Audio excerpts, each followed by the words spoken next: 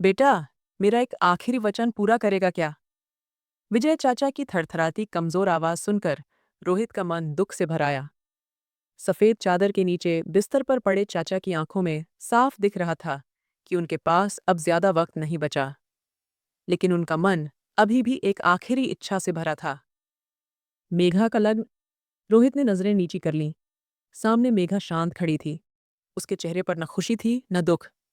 वह भीतर से टूट चुकी थी, कुछ भी महसूस करना बंद कर चुकी थी। चाचा, जैसा आप कहेंगे वैसा होगा, रोहित ने धीमी आवाज में कहा। उसकी आंखें भर आईं। विजय चाचा ने धीरे से सांस ली, मानो उनकी छाती से एक भारी बोझ उतर गया हो। रोहित का हाथ उनके हाथ में था, जो धीरे धीरे ढीला पड़ता गया। उनकी आखिरी सांस निकल गई। कुछ दिनों बाद गांव के पुराने मंदिर में एक सादा विवाह संपन्न हुआ। न बैंड, न शोर शराबा। रोहित ने साधारण कुर्ता पायजामा पहना था और मेघा लाल साड़ी में थी। एक तस्वीर की तरह शांत उदास छाया। कुछ बुजुर्ग और नजदीकी रिश्तेदार थे। विवाह के बाद लोगों ने रोहित की पीठ थपथपाई, जैसे उसने एक जिम्मेदारी निभा दी हो। विवाह के बाद एक छोटे से कमरे में मेघा चुपचाप जमीन पर बैठी थी। न गहने, न साथ श्रृंगार, सिर्फ सादगी, मानो उसका जीवन अब एक तल्ले हुए जोड़े का हिस्सा बन चुका हो। रोहित कमरे में आया, थोड़ा रुका और बोला, मुझे तुझसे कुछ नहीं चाहिए। मैंने चाचा को दिया, वचन पूरा किया। तुझे कभी तकलीफ नहीं दूंगा। उसने सिर्फ सिर हिलाया। मन ही मन वह भगवान का शुक्रिया अदा कर रही थी कि रोहित उस पर कोई जबरदस्ती नहीं करेगा। उसे पता था कि यह विवाह प्यार से नहीं, जिम्मेदारी के रिश्ते से बंधा था। दिन बीतते गए। रोहित हर सुबह खेत पर काम करने जाता और शाम को थककर लौटता।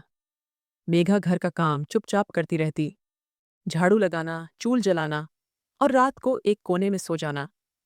उनके बीच ज्यादा बातें नहीं होती थीं। कभी रोहित के दोस्त पूछते, अरे रोहित, तेरी नई नवरी कैसी है?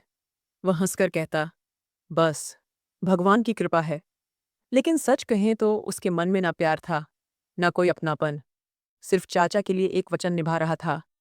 एक रात, जब चांदनी खिड़की से कमरे में उतर रही थी, रोहित छत पर बैठा था। मेघा चुपचाप आई, उसके पास चाय रखी और जाने लगी। मेघा। रोहित ने पहली बार उसका नाम लिया। मेघा रुकी, लेकिन पीछे नहीं मुड़ी। वह पल यूं ही गुजर गया। अगला दिन फिर वहीं। उसके मन में एक द्वंद्व शुरू था। एक तरफ चाचा के दिए संस्कार, दूसरी तरफ उसका स्वच्छंद मन। वह खुद को एक बंधन में फंसा महसूस करता था।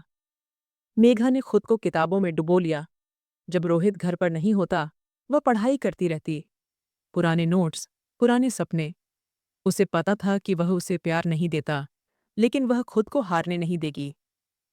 एक दिन गांव के एक बुजुर्ग ने रोहित से कहा, बेटा, तू बहुत भाग्यवान है। विजय की बेटी बहुत समझदार है। उसकी शिस्त और संस्कृति आजकल कम ही देखने को मिलती है। रोहित ने हंसकर जवाब दिया, लेकिन उसके मन में वही खालीपन था। वह जानता था कि इस रिश्ते को वह सम्मान नहीं दे रहा जो देना चाहिए था। कुछ दिनों बाद मेघा को उसके पिता की पुरानी डायरी मिली। उसमें लिखा था, मेरी लाडली मेघा, मैंने तेरा विवाह रोहित से इसलिए किया क्योंकि मुझे पता था कि इस दुनिया के बुरे हालात तुझे छू भी नहीं पाएंगे। रोहित तेरी छाया की तरह रक्षा करेगा। ये शब्द मेघा के दिल में तीर की तरह उतरे। उसने ठान लिया कि वह खुद को कभी कमजोर नहीं होने देगी। अब वह अपनी पहचान के लिए तैयार हो रही थी, जहां लोग उसे किसी की पत्नी के रूप में नहीं, बल्कि उसके अपने नाम से जानेंगे। और दूसरी तरफ रोहित, उसके भीतर कुछ रोज ढह रहा था, लेकिन अब बहुत देर हो चुकी थी। सिर्फ किसी को दिया वचन ही जीवन नहीं होता, और किसी के मरने से पहले ली गई कसम हमेशा निभाई जाए, ऐसा भी नहीं। असली कहानी तो अब शुरू होने वाली थी। रात का आखिरी पहर था। गांव के कुत्ते भी थककर सो गए थे। वह चुपके से खिड़की के पीछे से घर से बाहर निकला। कमर पर एक पुराना थैला टांगा था, जेब में थोड़े से पैसे और मन में एक बेचैनी। वह धीरे धीरे गली से निकल गया, बिना कोई आवाज किए। मेघा ने आंखें खोलीं, लेकिन वह कुछ नहीं बोली। उसके मन को पहले ही भनक लग चुकी थी। रोहित अब यहाँ का नहीं रहा। विजय चाचा की चिता अभी सूखी भी नहीं थी, लेकिन रोहित को अब यहाँ सांव लेने की फुर्सत भी नहीं थी। उसने खुद से कहा, ये जीवन नहीं, एक बंधन है। मैं बड़ों के वचन का गुलाम नहीं, मुझे अपनी दुनिया बनानी है। अब न मेघा की शांति से उसे फर्क पड़ता था, न उसके साथ कोई रिश्ता बचा था। वह उसके लिए एक बोझ बन गई थी, एक पुरानी जिम्मेदारी जो अब खत्म हो चुकी थी। कुछ दिनों में रोहित शहर पहुंच गया।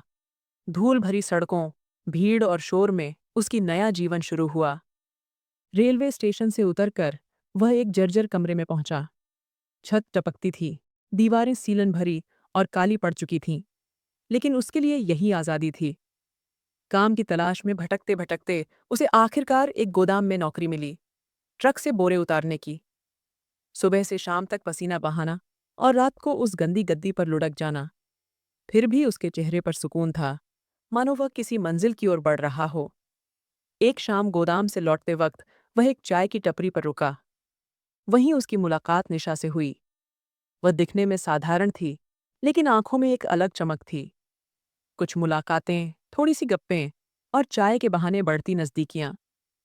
रोहित के जीवन में एक नया रंग आया। एक दिन निशा ने पूछा, तू मेरे बिना रह सकता है क्या? वह हंसकर बोला, मैं तो खुद के बिना जी नहीं रहा था, तूने ही मुझे पूरा किया।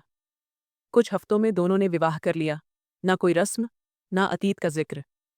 रोहित ने अपना गांव, चाचा और मेघा सब पीछे छोड़ दिया। निशा के साथ जीवन हल्का लगने लगाया, लेकिन वक्त बीता और फिर वही गरीबी, थकान, नाकामी। निशा अब रोहित से तंग आ चुकी थी। उसकी आंखों में बड़े सपने थे और रोहित के पास था सिर्फ थका हुआ शरीर और टूटा मन। तू बड़े बड़े वादे करता था रोहित, लेकिन तू खुद अधूरा है, तो मुझे क्या पूरा करेगा?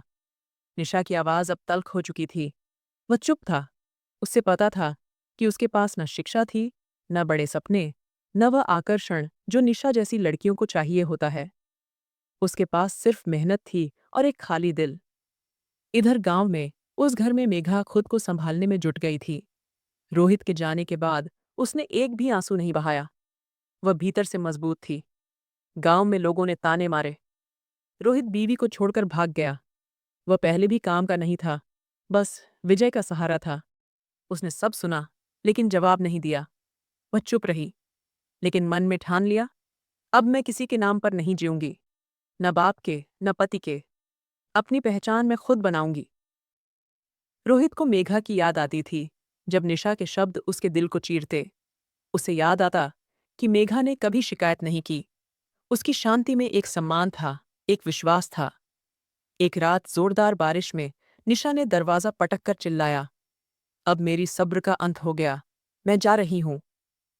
और रोहित फिर से उसी खाली कमरे, गंदी गद्दी और कभी न खत्म होने वाली तन्हाई के सामने खड़ा था। धीरे धीरे उसके मन में दबे शब्द बाहर आने लगे। शायद जिसे मैंने छोड़ा वही सच्ची थी, लेकिन अब लौटना आसान नहीं था। या शायद था, लेकिन उससे अब खुद पर भरोसा नहीं बचा था। शहर की इस भीड़ में उसका जीवन एक अंधेरे के चक्र में फंस गया था। हर सुबह उसे घुटन सी लगती थी। कोने में रखे उस पुराने थैले में अब न सपने थे, न उम्मीदें। काम पर जाना बस पेट भरने की जरूरत बन गया था। न कोई मकसद, न कोई जुनून। गोदाम का वही बोझ, वही चिल्लाने वाली आवाजें, वही लोहे की पेटियों के घिसटने की आवाज और वही थके हुए कंधे। शाम को वह फिर घर लौटता, खाली जेब और झुके कंधों के साथ। एक दिन गोदाम का मैनेजर आया और बोला, अब तनख्वाह आधी होगी, काम कम आ रहा है। रोहित के पैरों तले जमीन खिसक गई। वह पहले ही जैसे तैसे दिन काट रहा था। कुछ दिन तो उसने सिर्फ चाय पर गुजारे, कभी सिर्फ पानी पीकर सो गया, तो कभी एक रोटी का टुकड़ा 3 दिन तक चलाया। एक दिन ऐसा भी आया जब तीसरे दिन उसके पेट में कुछ नहीं गया। चौथे दिन वह गोदाम पहुंचा। चलते चलते उसके पैरों ने साथ देना छोड़ दिया। आंखों के सामने अंधेरा छाया, आवाजें धीमी होने लगीं और वह नीचे गिर पड़ा। उठाओ इसे, सांस चल रही है, कोई चिल्लाया। किसी ने उसके चेहरे पर पानी छिड़का, कोई उसका हाथ हिला रहा था, लेकिन रोहित की आंखें बंद थीं। चेहरा पीला पड़ गया था। सांसें धीमी और रुक रुक कर चल रही थीं। उसे नज़दीकी सरकारी अस्पताल ले जाया गया। यह सब उसे आधी बेहोशी में महसूस हो रहा था। उसका शरीर जैसे बेजान हो गया हो, मानो किसी ने उसका जीना ही छीन लिया हो। एक नर्स, जो कई घंटों से ड्यूटी पर थी, उसके बेड के सामने रुकी। उसने फाइल खोली, नाड़ी टटकी और वार्ड बॉय से बोली, ये केस तो सिर्फ भूख का है। 4 दिन से कुछ नहीं खाया। ये लोग भी ना, मजदूर होकर भी खुद का ख्याल नहीं रखते। वार्ड बॉय तैश में बोला, ये लोग सुधरते ही नहीं। नर्स ने शांत स्वर में जवाब दिया, खुद का भान कैसे रखेंगे जब सारा जहां उन्हें छोड़ चुका है। रुग्णालय में सफाई करने वाली महिला खाट के नीचे झाड़ू मार रही थी।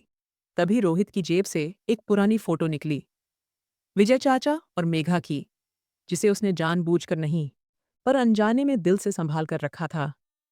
ये कौन है? नर्स ने पूछा। उसने फोटो गौर से देखा। शायद इसकी बीवी होगी या कोई करीबी, सफाई वाली ने कहा। सब छोड़कर यहां आया है बहुत एक। 2 दिन बाद उसे होश आया। उसने आंखें खोलीं, छत की ओर देखा और एक गहरी सांस ली। इधर उधर नजर दौड़ाई। रुग्णालय में सन्नाटा था। नर्स दवाइयां रखने आई तो रोहित ने उसकी ओर देखा। अब कैसा है? नर्स ने नरम स्वर में पूछा। जिंदा हूं। उसने धीरे से सिर हिलाया। नर्स ने उसे थोड़ा पानी दिया और धीमी आवाज में बोली, जिंदा है तो जीना सीख।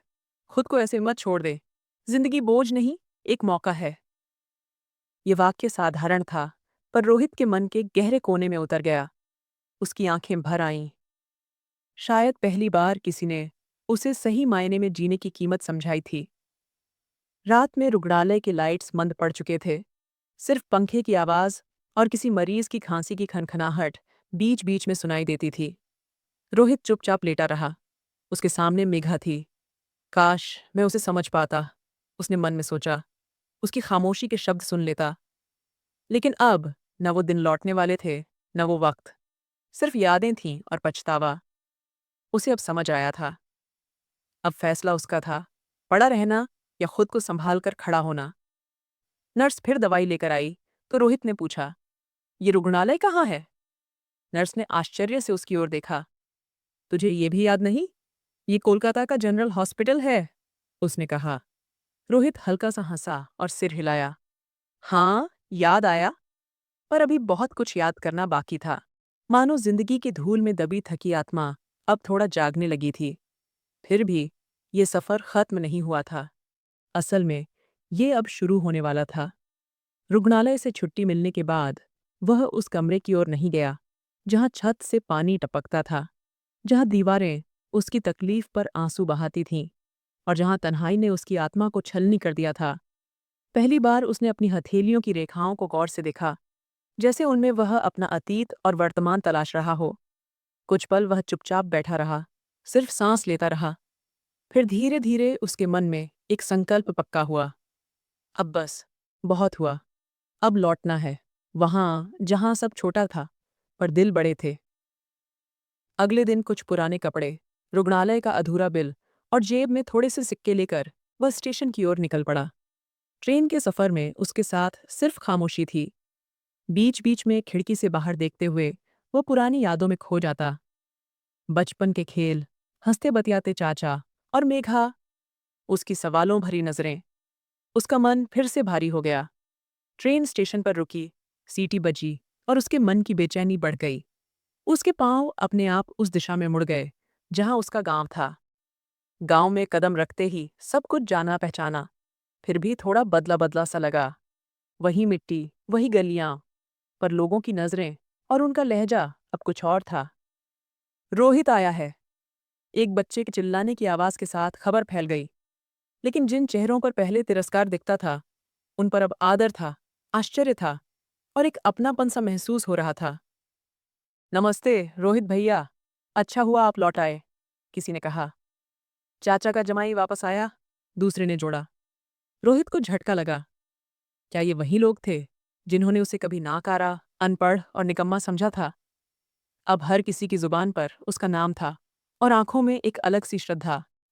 धीरे धीरे वह अपने पुराने वाड़े की ओर चला। वही टूटा फूटा दरवाजा, वही पेड़ जहां चाचा हुक्का पिया करते थे। सब कुछ वैसा ही था, बस समय के साथ दीवारों पर थकान की परत चढ़ गई थी। दरवाजा खोलकर वह अंदर गया। वहां गहरी खामोशी थी। यही मेरा असल ठिकाना है, यही मेरी पहचान है, वह बुदबुदाया। वह उस कमरे में गया जहां चाचा ने आखिरी सांस ली थी। दीवार पर वही खिड़की थी जहां मेघा ने अपने पिता का रूमाल टांगा था। अचानक दरवाजे पर खटखट हुई। गांव का मुखिया हाथ जोड़कर खड़ा था। बेटा, लौट आया। अच्छा किया। ये घर अब फिर से जिंदा लगेगा। चाचा ने हमारे लिए बहुत किया। अब तुझसे भी थोड़ी उम्मीद है। रोहित ने नजरें झुका लीं। उसे कुछ समझ नहीं आ रहा था कि ये सब इतना अचानक, इतना बदला हुआ क्यों था। तभी गांव की समिति का एक सदस्य उसके पास आया और एक बंद लिफाफा थमाया। ये चिट्ठी मेघा ने तेरे लिए छोड़ी थी। शायद तब तू यहां नहीं था, पर अब है। हर शब्द उसकी आत्मा को गहरे तक चीर रहा था। जो रोहित खुद को तुच्छ समझता था, आज उसी के नाम पर लोग सिर झुका रहे थे। ये सब मेघा के सपनों, उसकी मेहनत और चाचा के सम्मान का फल था। एक कोने में बैठकर वह देर तक सोचता रहा। वह खुद से नजरें नहीं मिला पा रहा था। मेघा से तो बिल्कुल नहीं, जो वहां ना होने के बाद से उसके जीवन पर सबसे गहरा असर छोड़ गई थी। रात में जब सारा गांव सो रहा था, रोहित वाड़े के आंगन में बैठा तारों को निहार रहा था। मैं लौट आया चाचा, पर अब मैं वो पुराना रोहित नहीं। अब मैं वैसा बनूंगा जिस पर आपको फक्र होगा। खामोशी में जैसे आकाश से प्रार्थनाएं टपकने लगी थीं, और शायद वो सुन भी ली गई थीं, क्योंकि एक नई सुबह, एक नई शुरुआत उसके दरवाजे पर खड़ी थी। सूरज अभी पूरी तरह उठा नहीं था, लेकिन गांव की हवेली में एक अलग सा चैतन्य था। रोहित आंगन में बैठा था। तभी बाहर से कुछ नौजवानों की बातें सुनाई दीं। आज फिर आएंगी, बड़ी गाड़ी में, सरकारी रुतबे के साथ। अब तो चौधरी भी उनसे बात करते वक्त 2 बार सोचते हैं। रोहित चौंक कर ऊपर देखने लगा। उसने दीवार के पार झांकने की कोशिश की, जहां गांव के मुख्य चौक में कुछ हलचल थी। तभी एक लड़का, जिसे वह बचपन से जानता था, दौड़ता हुआ आया। रोहित भैया, सुना? मेघा दीदी आ रही हैं। सारा गांव उनके स्वागत के लिए तैयार है। उसे लगा जैसे किसी ने उसके कानों में पिघला हुआ तेल उड़ेल दिया हो। मेघा, वही जिसे वह बिना एक शब्द कहे पीछे छोड़ गया था, जिसके मन में क्या चल रहा था उसे समझे बिना दूर निकल गया था। क्या? वो आ रही है? हाँ, सरकारी ओहदे के साथ। अब वो बड़े पद पर हैं, डीएसपी या ऐसा कुछ। लड़का अनजान था, पर उसके शब्द रोहित के दिल को गहरे तक चुभ गए। उसने झट से दरवाजा बंद किया और हवेली के अंदर चला गया। उसका मन बेचैन हो उठा। उसे वो पल याद आया जब मेघा चुपचाप उसके लिए चाय रखकर पीछे मुड़ गई थी। वो खामोशी, वो बिना शब्दों का प्यार, और उस पल का सौम्यपन आज फिर उसके मन में गूंजने लगा। दोपहर तक सारा गांव अलग ही रंग में रंग गया था। बाजार की दुकानों पर नया रंग रोगन हुआ था। चौक की साफ सफाई चल रही थी। चौपाल के सामने एक बड़ा फलक लगा था। माननीय मेघा, कन्या स्वर्गीय विजय चौधरी, उपायुक्त, आपके स्वागत है। रोहित की नज़र उस फलक पर ठहरी। उपायुक्त? उसे अपने कानों पर यकीन नहीं हुआ। क्या ये वही लड़की थी जिसे उसने कभी मिट्टी की चूल पर खाना बनाते देखा था, जो आज इतनी ऊंचाई पर पहुंच गई थी? आज वह पूरी तहसील की नुमाइंदगी करने वापस आ रही थी। शाम को हंगामा हुआ। एक बड़ी सफेद गाड़ी गांव में दाखिल हुई, जिस पर सरकारी झंडा फहरा रहा था। 2 पुलिसकर्मी मोटरसाइकिल पर उसके साथ थे। रोहित हवेली के दरवाजे के कोने में खड़ा होकर चुपचाप ये सब देख रहा था। गाड़ी चौपाल के सामने रुकी। दरवाजा खुला। सफेद सलवार कुर्ते में, सिर पर दुपट्टा और आंखों में आत्मविश्वास लिए मेघा गाड़ी से उतरी। उसके चलने में ठहराव था, आवाज में स्थिरता। पूरे गांव ने तालियां बजाईं, औरतों ने आशीर्वाद दिए, बच्चों ने उस पर फूल बरसाए। मेघा ने नम्रता से हंसकर सिर झुकाया, पर उसकी नज़र भीड़ में किसी को तलाश रही थी। उसने हवेली की दीवारों के पार देखा, जैसे उसे मालूम हो कि वहां कोई खड़ा है। गाड़ी में बैठने से पहले वह बोली, ये हवेली चाचा का घर थी। ये इलाका कभी उनके बलिदान का गवाह रहा है। अगर मैं आज कुछ बन पाई, तो इस मिट्टी की वजह से। लोगों की आंखों में श्रद्धा थी। बुजुर्ग और चौधरी उसके हर शब्द पर सिर हिला रहे थे, जैसे कोई हुक्म मिल रहा हो। रोहित वैसे ही जम गया, जमीन को निहारता रहा। वह आगे जाकर खड़ा हो सकता था। आखिर वह उसका पति था। उसका नाम उससे जुड़ा था, पर उसे लगा, मैं अब उसके लायक नहीं रहा। उसे वो पल याद आने लगे, शहर में मजदूरी करते वक्त की ताने, भूख से बेहोश होना, और वो नर्स जिसने कहा था, जिंदर रहा है तो जीना सीख। मेघा गाड़ी में बैठकर चली गई। गांव की गलियां देर तक उसकी यादों की खुशबू से भरी रहीं। लोग देर तक उसके शब्दों का जिक्र करते रहे। रात में रोहित हवेली के आंगन में तारों को निहार रहा था। उसने ना सिर्फ इम्तिहान जीता, बल्कि पूरा जीवन जीत लिया था। अब उसकी बारी थी, खुद को पहचानने की, कुछ बनने की, या कम से कम एक सच्चा इंसान बनने की। सच्चा बदलाव बाहर का नहीं, अंतर्मन का होता है। और शायद यही था वो असली हैरतअंगेज सफर।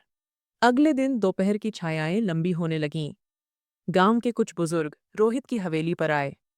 वह चुपचाप बैठा था, विचारों में डूबा। उनमें से एक, प्रकाश राव, समिति के मुखिया, आगे आए और एक लिफाफा मेज पर रखा। रोहित, ये हम सबका संयुक्त निवेदन है। अगर हो सके तो अपनी पत्नी से कहना, क्या वह हमारे लिए ये काम कर सकती है? ये हमारे सम्मान का सवाल है। उसने आश्चर्य से लिफाफा उठाया। उसे समझ नहीं आया कि ये माजरा क्या है। उसने धीमे स्वर में पूछा, ये काम क्या है? प्रकाश राव ने नजर टालते हुए कहा, ब्यौरा इसमें है। हमें लगता है कि तुम ही उससे बात करो। वे सब चले गए। रोहित देर तक लिफाफा हाथ में लिए बैठा रहा। उसका दिल जोर जोर से धड़क रहा था। आखिरकार उसने लिफाफा खोला। उसमें कुछ पंक्तियां लिखी थीं। मेघा मैडम, आपके प्रभावशाली पद के बल पर हमें उम्मीद है कि आप पुलिस थाने में बंद हमारे 2 लड़कों को छुड़वाने में मदद करेंगी। वे निरपराध हैं। अगर आप सिफारिश करेंगी तो मामला शांति से सुलझ सकता है। पूरा समाज आपका आभारी रहेगा। रोहित को लगा जैसे ये पत्र नहीं, किसी बड़े बोझ की रसीद हो, जिसे उसने कभी कमजोर, बेसहारा और चुप रहने वाली औरत समझा था। उसे आज वह एक सशक्त अधिकारी की तरह देख रहा था। इन्हीं विचारों में डूबा हुआ रोहित उठा और सीधे उस सरकारी बंगले की ओर चल पड़ा, जो अब हवेली से अलग एक दफ्तर सा बन गया था। रास्ते में बच्चों ने उसे देखकर हल्ला मचाना शुरू किया। कुछ बुजुर्गों ने सिर झुकाकर नमस्ते किया, पर उसका मन और भारी हो गया। दरवाजे के सामने जाकर उसने टक-टक किया। दरवाजा खुला और उसका सांस रुक गया सा हो गया। सामने मेघा खड़ी थी, सरकारी वर्दी में, सीने पर नाम की चमकती पट्टी। उसकी आंखों में स्थिरता थी, चेहरे पर सौम्यता, लेकिन आवाज में अधिकार का स्पष्ट स्वर, जो रोहित का गला जैसे सूखा गया था। थोड़ा बोलना था, उसने दरवाजा पूरा खोला और अंदर आने का इशारा किया। वह धीरे धीरे अंदर घुसा, जैसे किसी अदालत में हाजिर हो रहा हो। कमरे में सब कुछ साफ सुथरा था। फाइलें, सरकारी टेलीफोन और एक टेबल, जिस पर अभी अभी डाला गया चाय का कप रखा था।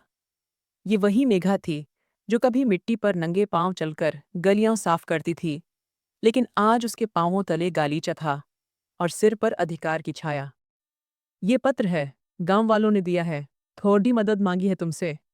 ऐसा कहकर उसने लिफाफा उसके टेबल पर रखा। उसने बिना कोई भाव दिखाए लिफाफा खोला, पढ़ा और शांतिपूर्वक बाजू में रख दिया।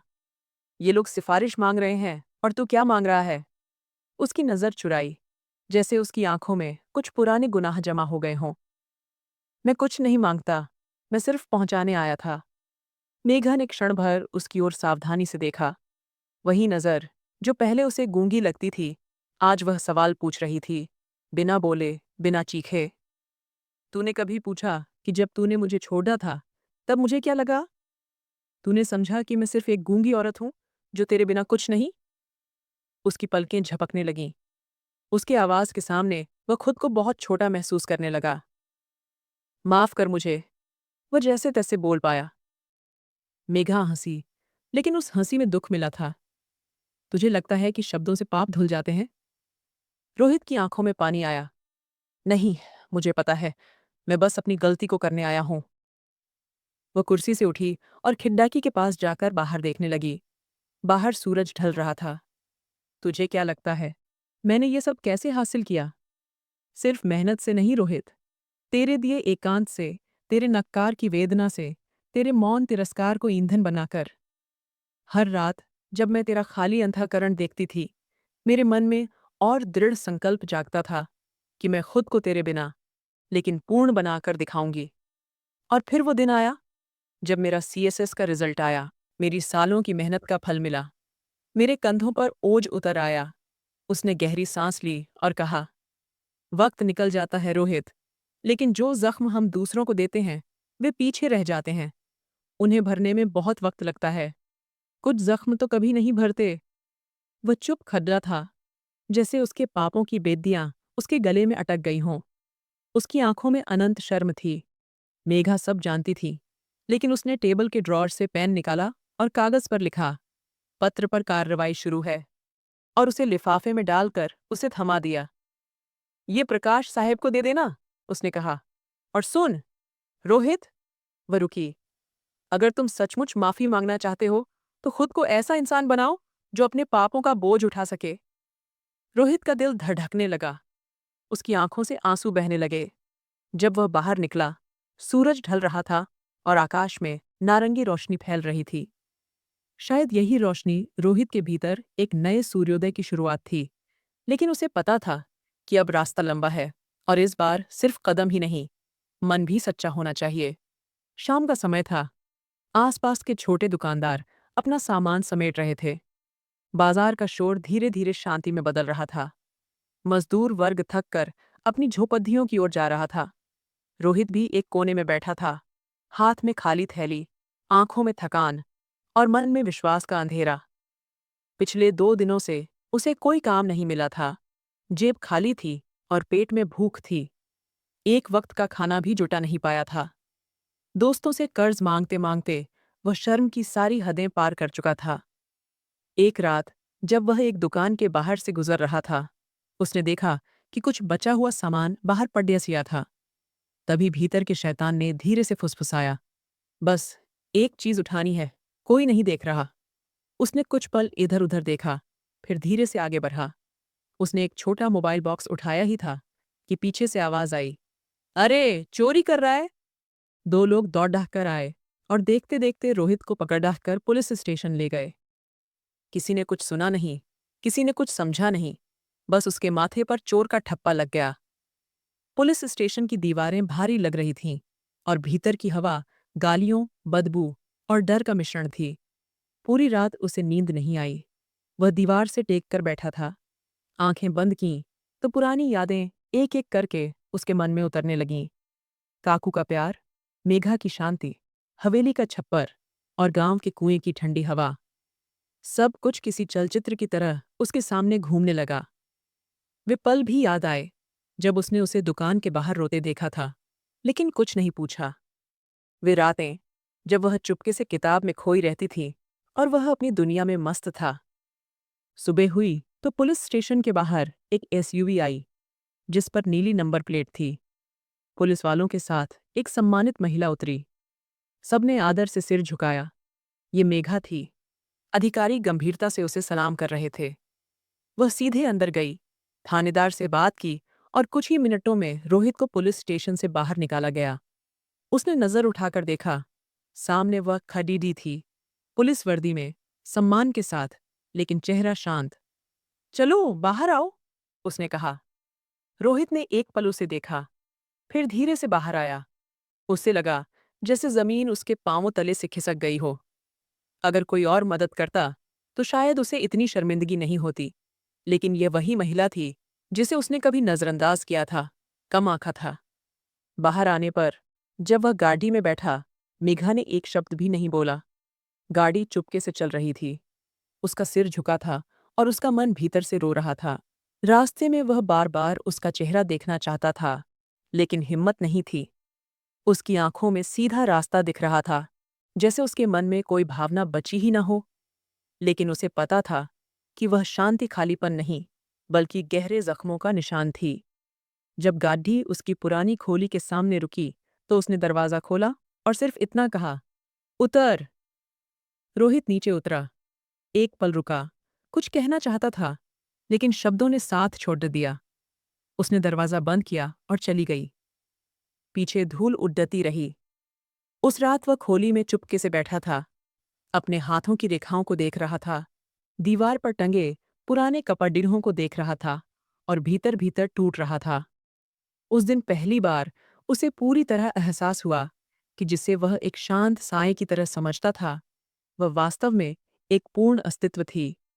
एक ऐसी महिला जिसने उस अकेलेपन की वेदना सही थी जिससे वह खुद भागता था। पुलिस स्टेशन की वह रात, जेल का डर और उसकी शांति, ये सब उसके भीतर के दरवाजों को खोल गए थे। उसकी आंखों में शर्म और अपराध का भाव था। रोहित को लगा कि उसका असली गुनाह चोरी नहीं, बल्कि वह था जो दूसरों के सपनों, भावनाओं और मौन को कम आंकता था। और यही वह गुनाह था जिसकी सजा अदालत नहीं, बल्कि आत्मा देती है। उस दिन सूरज की किरणें कुछ ज्यादा ही तेजस्वी लग रही थीं। रोहित एक कोने में बैठा था, हाथों में छाले, सिर पर पसीना और मन में पराजय की आग धधक रही थी। उसकी आंखों के सामने उसके जीवन की यादें तैर रही थीं। दोपहर में जब मजदूरों की भीड़ कम हुई, रोहित ने खुद को छाया की तलाश में एक एकांत कोने में ले गया। वहां एक पीपल का पेड़ था, जिसके नीचे एक वृद्ध साधु बैठा था। लंबी सफेद दाढ़ी, सादे कपड़े, हाथ में मिट्टी का कटोरा और आंखों में ऐसी मिठास थी जैसे वह धरती के भीतर छिपी सच्चाई का पता लगा रहा हो। रोहित ने उसकी ओर हल्की नजर से देखा और आगे बढ़ने लगा। लेकिन साधु ने आवाज दी, अरे मेहनती, रुक, तेरे माथे पर जिम्मेदारियों की रेखाएं गहरी हो गई हैं। वह रुक गया। उसे आश्चर्य हुआ कि यह अजनबी उसके भीतरी उलझनों को कैसे पहचान सकता था। वह धीरे से मुद्दा और पीपल के पेडियच के नीचे बैठ गया। मेरे चेहरे पर क्या देखा? रोहित ने चिढ़कर पूछा। साधु मुस्कुराया और बोला, चेहरे पर कुछ नहीं, लेकिन तेरे कंधों पर जो बोझ है वह सिर्फ लग्धियों का नहीं, पश्चाताप, शर्म और बीते वक्त का बोझ है। उसने नजरें नीचे कर लीं। मेरे पास अब क्या बचा है? बस यह शरीर और यह बोझ। साधु ने जमीन से एक छोटा सा पत्थर उठाकर उसके हाथ में रखा और बोला, यह पत्थर तेरे हाथ में तब तक बेकार है जब तक तू इसका उपयोग करना नहीं सीखता। प्रतिष्ठा भी ऐसी ही है। वह मिलती नहीं, कमाई जाती है।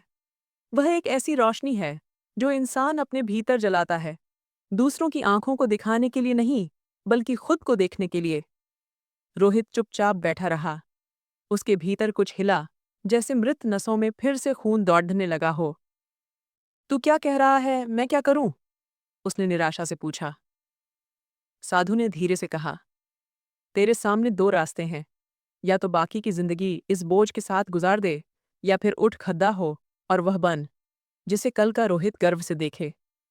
कुछ देर वह चुप रहा, फिर धीरे से बोला, अब मैं अपनी जिंदगी सुधारूंगा या मर जाऊंगा, लेकिन इस तरह नहीं।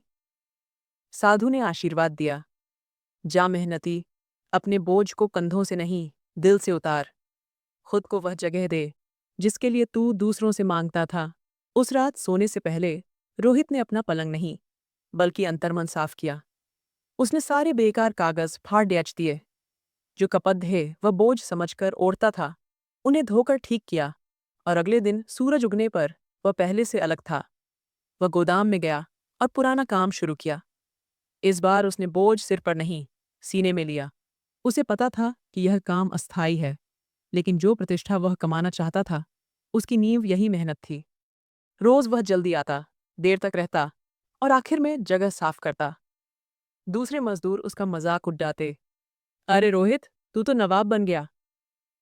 वह हंसकर कहता, नवाब नहीं, इंसान बनने की कोशिश कर रहा हूं। कुछ हफ्तों बाद गोदाम के मैनेजर ने उसे बुलाया। तू मेहनती है, एक नई डिलीवरी कंपनी में सुपरवाइजर की जगह खाली है, चाहे तो मैं सिफारिश कर सकता हूं। उसकी आंखों में आशा की चमक आई। उसे पता था कि यह मौका मेघा या किसी और ने नहीं, उसकी अपनी मेहनत ने बनाया था। उस रात जब वह छत पर बैठा था, उसे पीपल का पेड़ डेच, साधु और वह पत्थर याद आया। उसने जेब में हाथ डाला। वह पत्थर अभी भी सुरक्षित था। अब उसे समझ आया कि प्रतिष्ठा नाम से नहीं, व्यवहार से मिलती है। और अगर व्यवहार मजबूत हो तो मिट्टी भी सोना बन जाती है।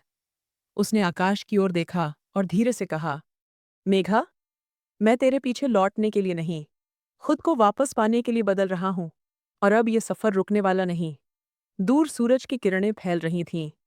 शायद वही रोशनी अब उसके दिल में भी जाग रही थी। और शायद पहली बार रोहित सचमुच जागा था। हवामान बदल रहा था। हवा में हल्की ठंडक थी, जैसे जमीन में बिखरे पुराने पापों को धोने का वक्त आ गया हो। अब रोहित वह नहीं था जो कभी गांव छोड़ दाकर चला गया था। अब वह हर सुबह सूरज उगने से पहले उठता था। थका हुआ शरीर था, लेकिन मन में जबरदस्त जिद थी। मजदूरी करते करते उसके अंतर्मन में एक बीज उगा, अपने पापों का प्रायश्चित करने का, खोई हुई इज्जत वापस पाने का। एक दिन उसने निश्चय किया कि अब वक्त आ गया है। वह मेघा के सामने माफी मांगेगा, सिर्फ शब्दों से नहीं, अपने कर्मों से। वह उसके कार्यालय गया, जो अब पूरे जिले का प्रशासकीय केंद्र था। मुख्य दरवाजे पर सिक्योरिटी गार्ड ने उसे रोकने की कोशिश की, लेकिन रोहित ने शांतिपूर्वक जवाब दिया, बस एक बार मिलना है, उसे जो मुझे मुझसे ज्यादा समझती थी। कुछ पलों बाद कक्ष का दरवाजा खुला। वह कुर्सी पर बैठकर फाइल पीआरएच रही थी। रोहित को देखकर उसके चेहरे पर आश्चर्य और हल्का सा थकान का भाव उभरा। वह कुछ नहीं बोली, जैसे इंतजार कर रही हो कि वह क्या कहता है। रोहित ने नजरें नीचे कीं और धीरे से कहा, मैं तुझसे माफी मांगने आया हूं, उस वक्त के लिए जब मैंने तुझे नजरअंदाज किया, कम आंका और तेरे सपनों को महत्व नहीं दिया। उसने शांतिपूर्वक सुना, लेकिन कुछ नहीं बोली। रोहित ने आगे बढ़कर एक पुराना, मुद्दा हुआ कागज उसके सामने रखा। देख, यह नक्शा है जो मैंने अपनी जमीन पर एक स्कूल बनाने के लिए तैयार किया है, उन बच्चों के लिए जो मेरी तरह शिक्षा से वंचित रहे। जब मैं कुछ नहीं बन सका, तो कोई तो बने। मेघा ने कागज उठाया। उसके हाथ हल्के से कांप रहे थे। वह उन साधारण रेखाओं को पढ़ रही थी, लेकिन उन रेखाओं में भावनाएं गहरी थीं और नियत सच्ची थी। वह बोला, मेरी इच्छा है कि इस स्कूल का उद्घाटन तू करे। ये तेरा ही विचार है, तेरे सपनों की प्रेरणा है। मैंने कुछ नहीं किया, बस तेरे सपनों को अपनी जमीन पर जगह दी है। उसने आंखें उठाकर उसकी ओर देखा।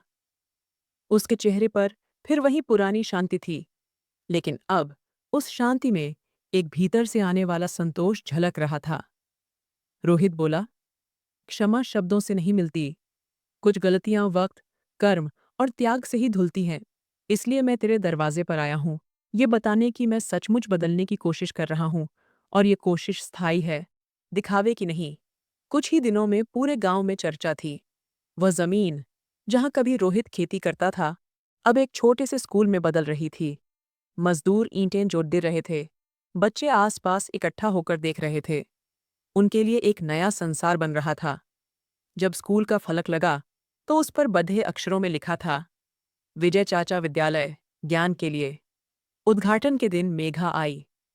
पूरा गांव तालियां बजाकर उसका स्वागत कर रहा था। रोहित ने उसका स्वागत किया, लेकिन उसके व्यवहार में अहंकार नहीं था। उसकी आंखों में सिर्फ संतोष था। मंच पर खड़े होकर रोहित ने संक्षेप में, लेकिन प्रभावी शब्दों में कहा, यह स्कूल उस महिला के नाम है जिसने न सिर्फ खुद को पहचाना, बल्कि मुझे मेरी कमजोरियों का आईना भी दिखाया। मैंने अपने जीवन का सबसे बड़ा सबक उसकी शांति से सीखा। उसकी आंखों में आंसू आ गए।